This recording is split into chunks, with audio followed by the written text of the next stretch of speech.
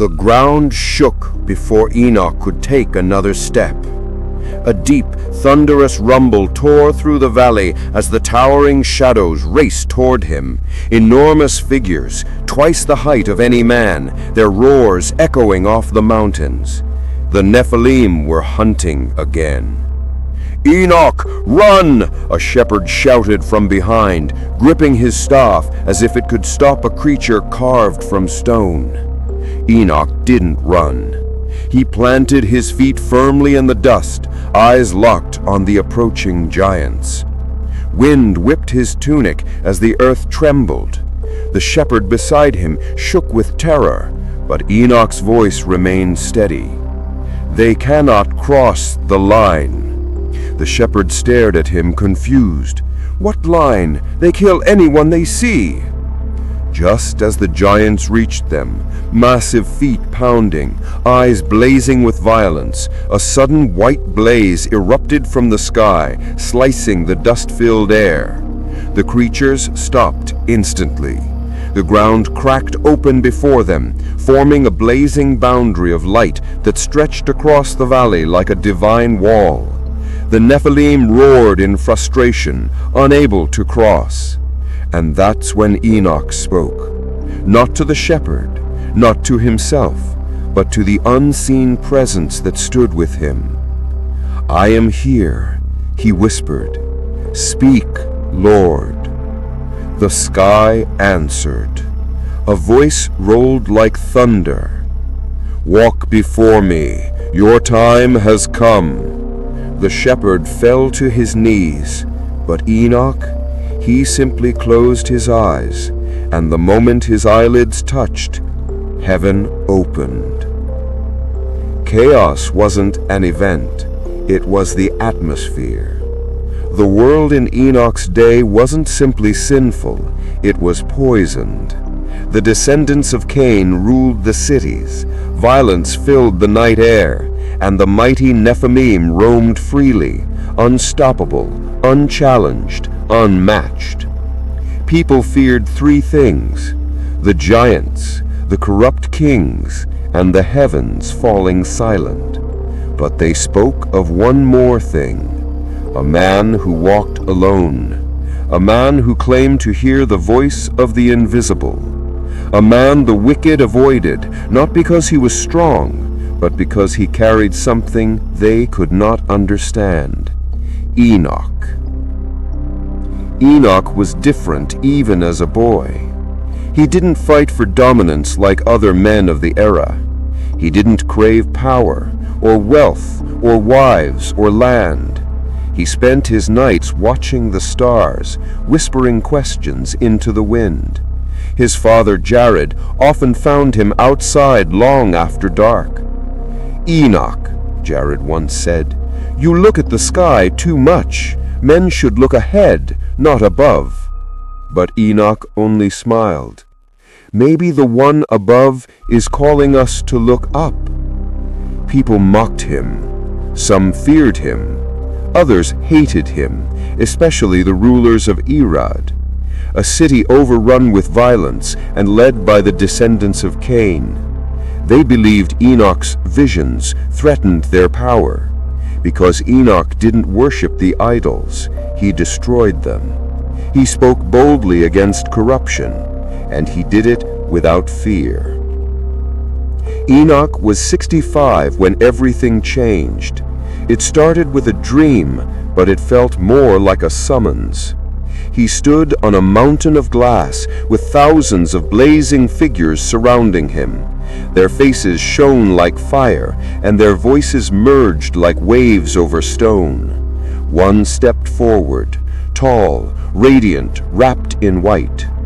The angel said, "Enoch, son of Jared, the Most High has chosen you." Enoch fell to his knees. "Why me?" he whispered. "Because," the angel answered, "you still listen." In a world where everyone else sought their own wisdom, Enoch sought God's. When he woke from the dream, his entire tent was glowing. That day, his son Methuselah was born, and that day, Enoch began to walk with God. Not metaphorically, not spiritually alone, literally. The people saw it. They saw him leave in the mornings and walk into the valleys alone. They saw the storms gather around him, then calm.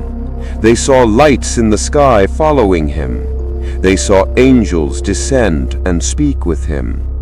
Soon even the giants avoided him. The wicked whispered in fear, "The man is protected by the heavens." One night the sky turned blood red. Enoch stood on a cliff overlooking the city of Erod when the wind fell silent. A rep opened across the clouds, a burning tear of light, and Enoch's breath left him. He saw it, the future, a world drowned in water, cities collapsing, Nephilim screaming, mountains disappearing beneath oceans, fire falling, darkness rising, and one family, one, sealed inside an ark the size of a mountain. Enoch staggered back, gripping his chest. The angel beside him spoke softly, "Enoch, tell them, warn them. Many will not listen, but warn them anyway." Enoch nodded, though fear churned inside him. "How long until this judgment comes?" he asked. The angel's face hardened. "When the son you have just named dies, the flood will follow." Enoch froze. Methuselah, his newborn son, a child whose very name meant, "When he dies, it will come." The Nephilim were growing bolder. Some claimed they were gods.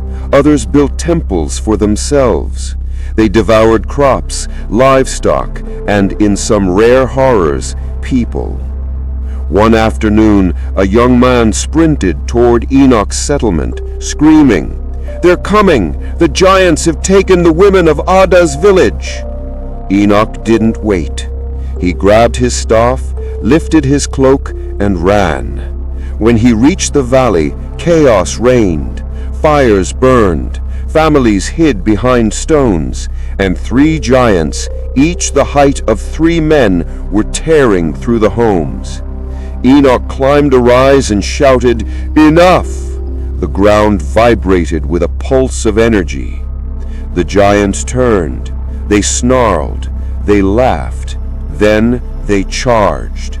Just as they reached him, the moment their enormous shadows swallowed him whole, a blast of white fire erupted from Enoch's body, throwing the giants backward as if struck by a hurricane of light.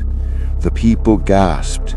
The giants fled, and Enoch collapsed to his knees, trembling not from exhaustion, but from the voice he heard. "Enoch, time is short." Enoch's visions began spreading throughout the land. Some repented, much mocked, most ignored him. But the kings of Erod, they wanted him dead. King Lamech, a violent descendant of Cain, summoned his council. He hissed, "This man steals the hearts of the people. If he convinces them to follow his God, we lose our power. He must be silenced." So they sent assassins. But when the assassins reached Enoch's dwelling, they found the tent empty, glowing, and surrounded by figures made of fire. None returned. Whispers spread, "The man is protected by the heavens." One dawn, Enoch gathered the people who would listen. His voice shook as he spoke. "The Most High has shown me what is coming. If you do not turn from violence, from wickedness, from corruption, the flood will take everything." A woman cried, "When, Enoch? When will this happen?" Enoch looked at his young son, Methuselah. "When he dies," his voice cracked. "The day he dies, judgment begins." The crowd erupted in fear. Enoch stepped down from the stone. His wife, Edna, touched his arm. "Why you?" she whispered. Enoch looked at the sky. "Because I refuse to walk with the world." He lifted his son in his arms, and I chose to walk with God. There came a morning different from all others. The air felt thin, the wind whispered his name, the sky pulsed like a heartbeat. Enoch knew. He hugged his wife, he blessed Methuselah. He walked to the valley where he first heard God's voice. The light descended before he arrived. It wrapped around him like a cloak. It hummed like 1,000 wings. It lifted the dust beneath his feet, and a voice, the same voice that shook mountains, spoke. "You have walked with me, Enoch. Now walk no more with men." As the light intensified, the world faded. Shapes dissolved. Time collapsed, and Enoch's body lifted from the earth. He was not dying. He was not falling. He was being taken. But before he vanished completely, before the world lost the only righteous man it had, a shadow moved behind him, a presence watching, waiting. A Nephilim general hidden in the rocks, his eyes widened with fury. "Find his family," he growled. "If we cannot kill the man, we will destroy his line." Enoch disappeared into the light. His family was now in danger, and the Nephilim had begun their hunt. The moment Enoch vanished into the blazing light, the valley fell silent. For a heartbeat, no one breathed, no bird moved, no wind stirred. And then a roar shattered the stillness. The Nephilim general stepped from behind the rocks, towering, scarred and furious. His fists clenched like boulders, and his voice cracked the air. "He is gone! The heavens stole him!" His chest heaved as his eyes narrowed toward the distant settlement. "But his blood remains, and we will crush it." The giants with him beat their chests and charged downhill, the earth trembling under their feet. Dust rose behind them like smoke from an oncoming storm. Enoch was gone. His protection was gone. His family was alone. Methuselah was sharpening tools outside when he felt the ground vibrate under his feet. At first he thought it was thunder. Then the shaking grew harder. "Mother!" he shouted, running toward their tent. "Mother, something's coming!" Edna stepped out, her face pale. She had felt this before. The tremor of giants, the echo of death. Her heart pounded. "Go inside," she said urgently. "Gather what you can. If they've come for us." She didn't finish. A shepherd sprinted into the settlement, panic twisting his voice. "The Nephilim are descending the ridge. They're coming from Methuselah." Men grabbed their families. Women cried out. The sky darkened with dust as the giants approached. Edna grabbed her son. "Run," she whispered. "Run to your grandfather's house. Jared will know what to do."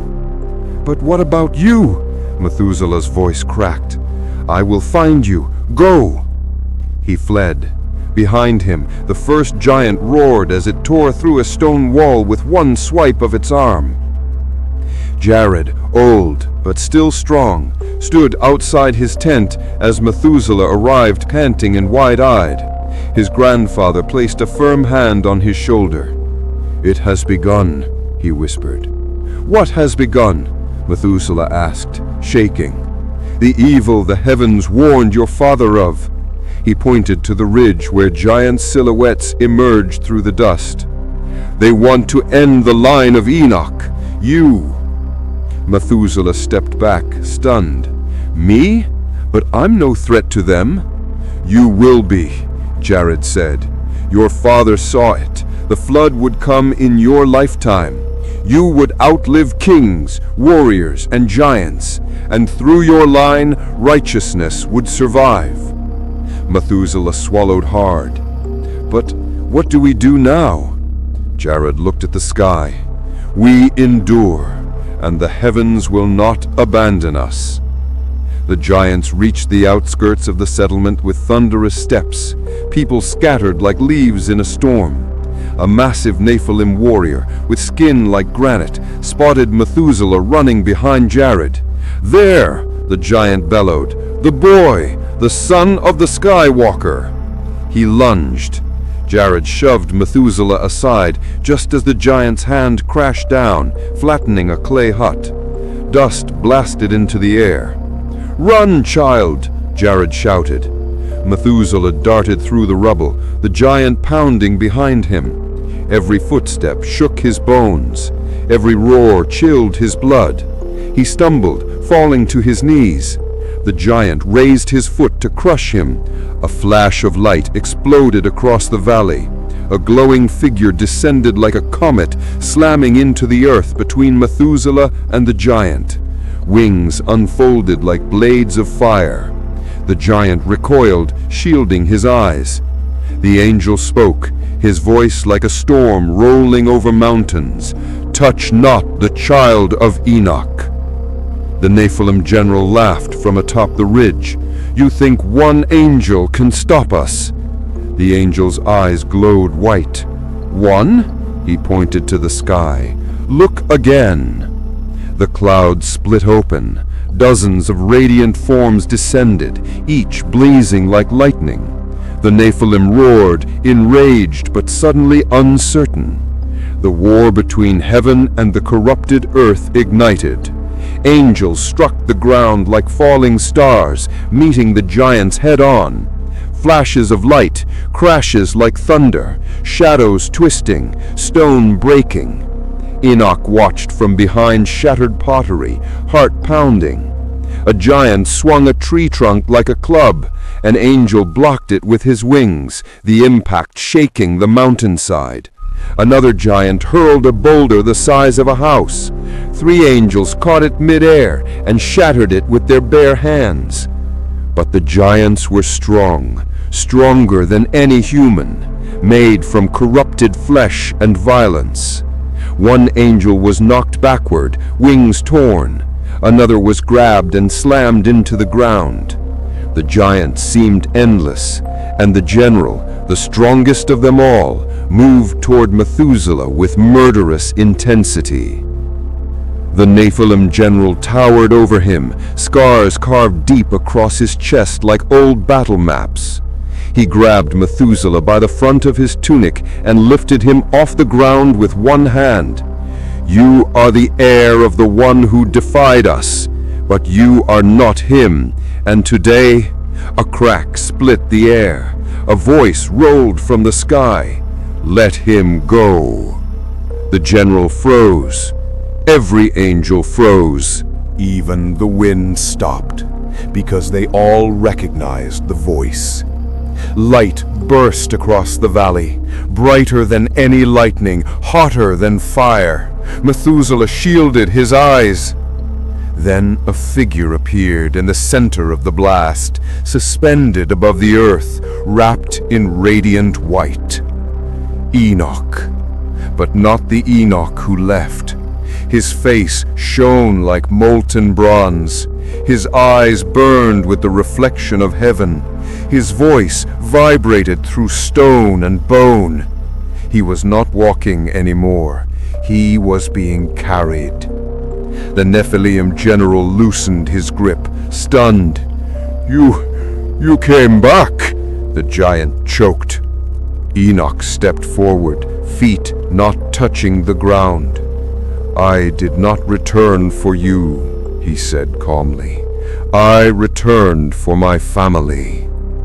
The general snarled, "You cannot kill us. We are eternal." Enoch raised his hand slightly. "No," he agreed, "but judgment can." Thunder cracked across the heavens. The angels stepped aside. The clouds spiraled downward. A column of blinding light fell from the sky and struck the earth where Enoch pointed. The ground split open beneath the Nephilim general's feet. A roar tore from his throat as he lost his footing. His warriors stumbled as the earth cracked apart, pulling them downward. Enoch's voice echoed like a decree. "Your time is finished." The giant clawed at the dirt, roaring in terror as the earth swallowed them whole. Dust swirled violently, the valley shook, rocks tumbled. Within seconds, the Nephilim were gone. Silence. Then the cracks sealed themselves like they had never existed. Methuselah collapsed, shaking, sobbing. Enoch landed beside him, the glow around him calming. "My son, you will live long, longer than any man. Through you the earth will endure." Methuselah threw his arms around his father. "Don't leave again, please!" Enoch closed his eyes, his heart heavy. "I must." Enoch brought Methuselah back to Edna, who nearly fell to her knees when she saw her husband alive, glowing, transformed. "It's time," she whispered. He nodded. Jared stood outside, leaning on his staff. "Son, I knew the day would come." Enoch hugged him tightly. "Take care of them." The angels gathered behind him, forming a circle of blazing light. "Will we see you again?" Methuselah asked, voice trembling. Enoch smiled softly. "When your days end, I will be waiting." The wind swirled, the sky opened, the valley lit with white fire, and Enoch rose into the heavens, body dissolving into radiant light, never to taste death, never to return to the corruption of earth. The family watched until the sky dimmed. Edna wept. Jared whispered a blessing. Methuselah stood silently, knowing the weight now rested on him. He would live centuries. He would watch nations fall. He would see Noah born. He would witness the ark rise. And only after nearly 1,000 years would he finally close his eyes. The flood came the year he died, just as Enoch had said. The Nephilim were stopped, the righteous line was preserved, and Enoch became the first human in history to be taken alive into heaven. His story didn't end, it simply continued where no human foot had walked before.